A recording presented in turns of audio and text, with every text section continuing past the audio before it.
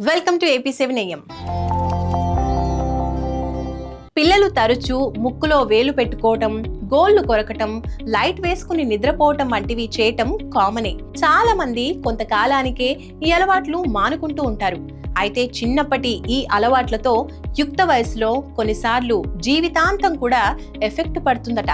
ఏదో సరదాగా చెప్తున్నది కాదు, వీడియో మొత్తం చూడండి, మీకే అర్థమవుతుంది. కొందరు పిల్లలకు బెడ్రూమ్లో లైట్ వేసుకుని నిద్రపోయే అలవాటు ఉంటుంది. వారిలో అంతర్గతంగా గూడు కట్టుకుని ఉన్న భయమే దీనికి కారణం. కొందరిలో జీవితాంతం ఈ అలవాటు కొనసాగుతుంది. అలాంటి వారు త్వరగా డిప్రెషన్, మానసిక ఆందోళన బారిన పడే అవకాశం ఉంటుందని డాక్టర్లు చెబుతున్నారు.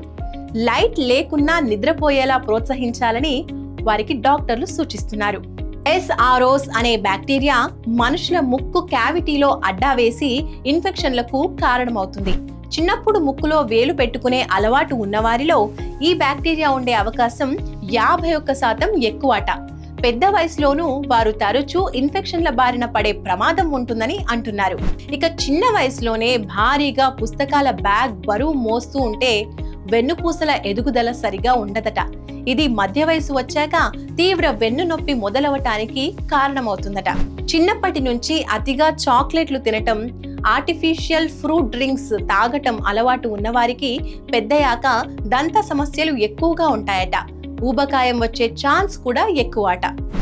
నోట్లో బొటనవేలు పెట్టుకుని పడుకునే అలవాటు ఉన్న పిల్లల్లో నోటి లోపలి పైభాగం ప్రభావితమవుతుందట. దీర్ఘకాలంలో చల్లటి కారం పదార్థాలు తినేప్పుడు ఇబ్బందికరంగా ఉంటుందట. ఇక చిన్నప్పటి నుంచి గోళ్లు కొరికే అలవాటు ఉన్నవారు తరచూ కొన్ని రకాల బ్యాక్టీరియాలు, సూక్ష్మజీవుల ఇన్ఫెక్షన్ కు లోనవుతారట. పెద్దయ్యాక కూడా ఈ ఇబ్బంది కొనసాగుతుందట.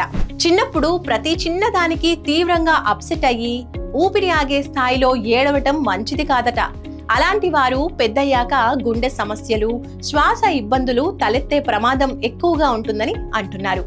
మానసిక సమస్యల బారిన పడే అవకాశము ఎక్కువేనట. మరి పిల్లల్లో ఇలాంటి అలవాట్లు ఉంటే మెల్లగా వాటిని మాన్పించేందుకు ప్రయత్నించటం మంచిది.